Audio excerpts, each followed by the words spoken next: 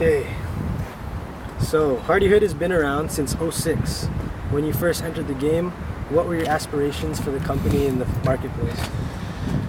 Wow. Let's see here. Let's start from the beginning. When we first started Hardihood, it was kind of like just going to something we had no clue what to do.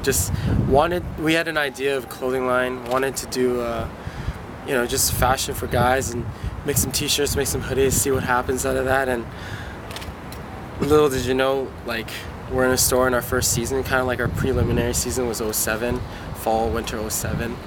And then got a couple more stores that year, one or two in Calgary and a couple in Vancouver. And I mean, whenever you start a project or whenever you want to do anything, you always want to do the best you can. So, I mean, at that point, going from not knowing what you're doing to like going to where we are now, it's been a big accomplishment, and all we hope for is just to keep striving, keep going forward, and just keep doing what we do, you know? Yeah, what are your goals now? What are your aspirations now that you are familiar with the business and everything like that?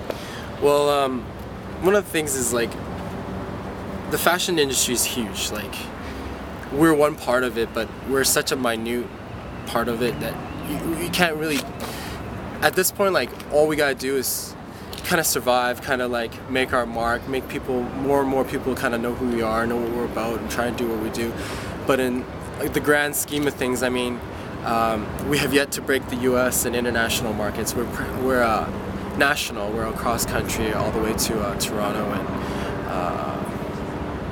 Montreal and places like that. However, the international market is definitely something we're striving for. But this whole recession kind of slowed us down a bit. But I mean, as long as we do what we do, and somebody will figure it out, somebody will realize that we have the potential to be over there. So I guess short-term wise, like, definitely international, definitely US. Long-term is just like, just keep doing what we do, ball out. Can you briefly discuss the nature of the Hardihood team? Yeah. Are you a small indie circle of people, or are you like a large expanded company? We're 4 people, so we're very, very small. There's myself, there's Howard and Eric, who are pretty much the co-founders, and there's also Quina, who's kind of situated in New York right now. She's doing fashion design at FIT, Fashion Institute of Technology in New York. So I'm here, Quina's over there, Eric and Howard are here, and that's the company right there, man. And what's your role in this? I'm the creative director, like the head creative director. I do all the graphics. I do interviews such as this. I try to coordinate all the print media to be manufactured. Pretty much everything on the art side of things, like, I try to handle, as well as always corresponding with Eric and Howard about some of the decisions we have to make, such as like, how does this fit, whether we want this looser, whether we want this bigger, like just general clothing fit and comfort, and pretty much everything that has to do with the company.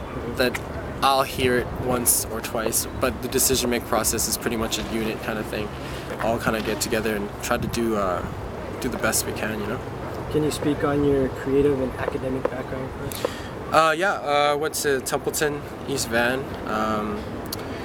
Did some graphics there, got a graphic design award from the school.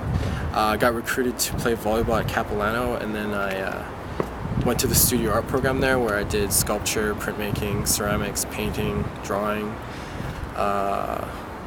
Graduated the studio art program there and applied my portfolio to Emily Carr and got into the industrial design program after a little while, and now I'm heading into my 4th year industrial design and looking for a make or break grad project right now.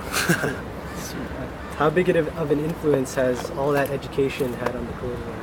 Dude, I think not only the education has been influential. I mean, every situation in my life has been influential one way or another to get to the point where I am right now. I mean, there's so many little things and so many aspects of just life which kind of take you the course that you want. I mean, since I was younger, I remember when I was in preschool, I drew on the walls of my room, and lie to my mom saying that wasn't me, even though it was very obvious, right? And from taking stupid stuff like that and painting in like elementary school and realizing how much I do enjoy art, I was fortunate enough to be able to actually take it to where I am right now and be able to use it as a career, like use my skills and my knowledge as a career, and possibly like change my life, change the people around me, like, you know, just the whole encompassing act of everything that has to do with where I am today is influential. Can you speak on your influences in terms of the fashion side of things, like designers or even other brands? I think because I was trained in studio art, I take a look at fashion not just from a fashion point of view. I think I take a look at it kind of more along the lines of a canvas or a work of art in itself. Each project is a painting, each project is a sculpture. I tend to play around with materials and different printing methods a lot because I like the way the textures interact with each other. And like I said, that's like a very 3D way of thinking about 2D art. So I definitely think that is an aspect, like that is a way that I look at things. So I don't know if that answers the question properly. That's perfect.